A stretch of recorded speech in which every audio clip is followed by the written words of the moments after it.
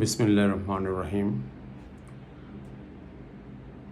আজকে আমরা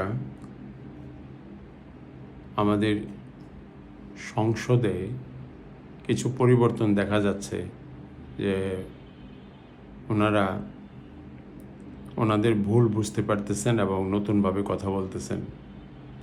যেমন ধরেন, ইউনিভার্সিটির ভাইস চ্যান্সেলর অ্যাপয়েন্টমেন্ট নিয়ে স্পিকারকে কথা বলতে শুনলাম। সত্য না মিথ্যা জানি না, দেখলাম ইউটিউবে এইমাত্র।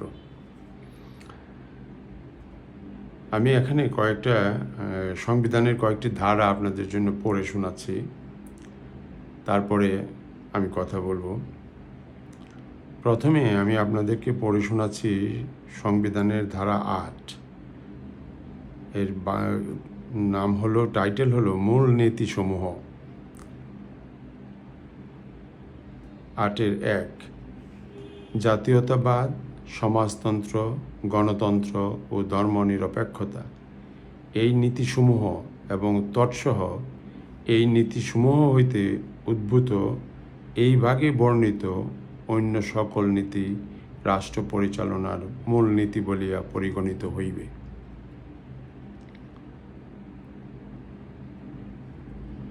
এখন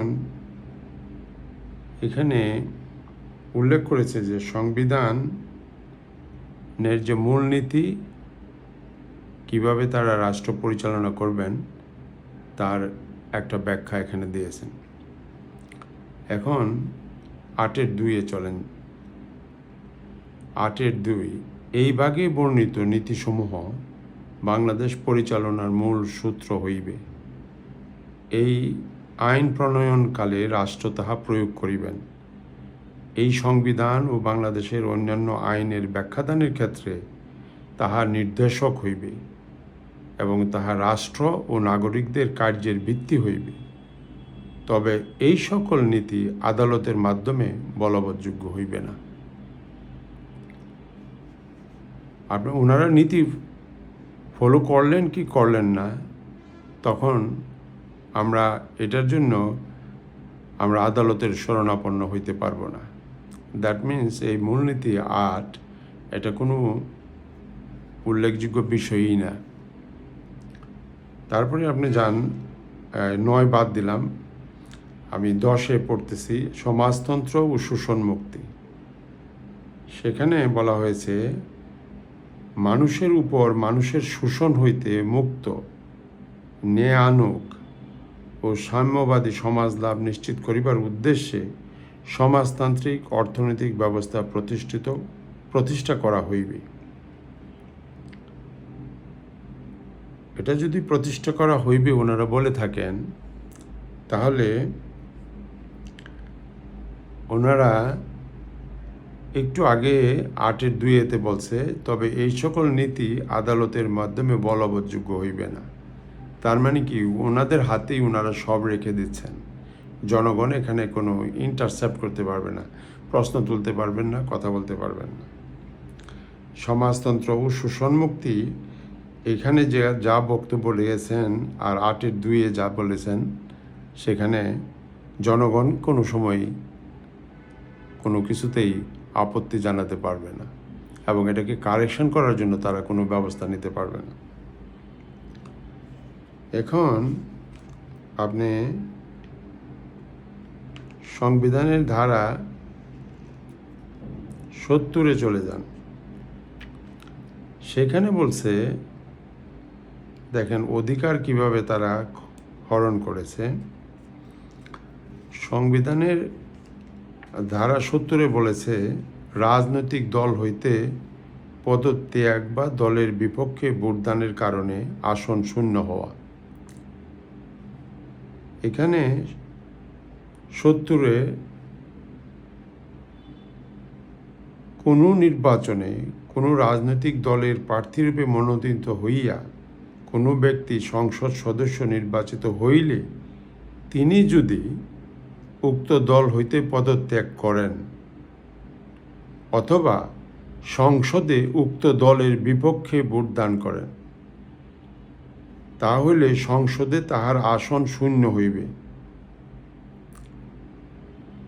তার মানে কি আপনার অধিকার বলছে, যে এক জায়গায় বলছে অধিকারের কথা, আর এখানে এসে বলতেছে ওই লোকের কোনো অধিকার নাই সংসদে বসে থাকার, কারণ উনি পার্টির মনোনয়নে সংসদে আসছেন। তো পার্টির মনোনয়নে তো উনি পার্টির মাধ্যমে আসেন নাই, পার্টির হয়ে আসেন নাই।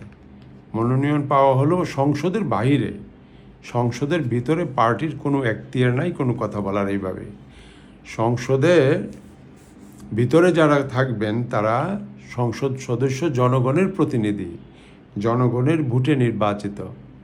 তো ওনারা যে সংবিধানটা লিখেছেন, it is a piece of I should say scrap paper. It should be thrown away long time. It should have been thrown away long time ago. আমরা সেটাকে ব্যবহার করতেছি। আর দুইটা পার্টি, আওয়ামী লীগ এবং জাতীয়তাবাদী দল, তারা 1990-এর পর থেকে এই দেশটাকে শোষণ করতেছে। এখানে যদিও শোষণের কথা বলা আছে, কিন্তু তারা যে কীভাবে শোষণ করছে দেশটাকে, সেটা তো আপনারা দেখতেছেন, জানতেছেন, বুঝতেছেন। এখন সংসদে যদি আপনি দেশের পক্ষে কথা বলতে না পারেন, পার্টির পক্ষে কথা বলতে হয়। তার মানে কি পার্টির যিনি প্রধানমন্ত্রী এবং পার্টির বাইরে আসলে, বাইরে যখন আসলেন আপনি সংসদের বাইরে, তখন এই একই মহিলা অথবা পুরুষ সংসদে প্রতিনিধিত্ব করতেছেন প্রধানমন্ত্রী হিসেবে, বাইরে এসে পার্টির রাজত্ব করতেছেন পার্টির প্রধান হিসাবে। এখানে জনগণের উপরে, জনগণের প্রতিনিধির উপরে যে নিয়ন্ত্রণ, সেটা জনগণের উপরে নিয়ন্ত্রণ। তার মানে কি এটা একটা সংবিধান এই দেশের মানুষের জন্য না, দেশটা জনগণের মালিকানাধীন প্রতিষ্ঠিত করা হয় নাই। যখন এই দেশটা জনগণের মালিকানাধীন প্রতিষ্ঠিত করা হয় নাই সাংবিধানিকভাবে, তখন এই সংবিধান এই দেশের মানুষের শত্রু। এই জন্য এই সংবিধানটা টপ টু বটম এটাকে আমরা সংস্কার করতে হবে, নতুন করে লিখতে হবে, এবং লেখারও পরিষ্কার পরিচ্ছন্ন না। এই কাজগুলো যদি না করে এবং আওয়ামী লীগ এবং বিএনপিকে গ্যাংবাজি করে সারা দেশকে যদি আপনারা লুটতরাজ করতে দেন, এক একটা প্রজেক্ট তারা বানায়, এই সমস্ত প্রজেক্টে তো আমাদের কোনো সে নাই, আমরা কোনো কিছুতে কথা বলতে পারি না। পত্রিকাতে যখন একটা খবর আসে যে তারা অমুক একটা প্রজেক্টে, যেমন মনে করেন আমাদের মেট্রো রেল, আমাদের পদ্মা ব্রিজ, এরকম, তারপরে এয়ারপোর্টের যে এক্সটেনশন, এই সমস্ত প্রজেক্টগুলোতে ওনারা যে হারে টাকা খরচ করেছে, এর যদি অন্যায়ের কথা যদি কোনো পত্রপত্রিকা তুলে ধরে, অথবা এটা যে কোনো সোর্স থেকে এটা বাহির হয়ে আসে, সাথে সাথে এটা কোর্টে যাবে। প্রাইমারি ইনভেস্টিগেশনের পরে এটা সরাসরি কোর্টে যাবে। আপনি দেখেন ব্যাংক লুট হচ্ছে গত কত বছর ধরে, 17, 18, 19 বছর ধরে ব্যাংক লুট হচ্ছে। ইসলামী ব্যাংক নিয়ে এখনও কথা হচ্ছে। তাইলে এই যে ব্যাংক লুট হলো, এর একটা কেস কেন কোর্টে নাই? তার মানে কি পার্টি দেশে সংবিধানও কন্ট্রোল করে, পার্টি বাহিরে এসেও জনগণকে এবং জনগণের প্রতিনিধিকে কন্ট্রোল করতে পারে।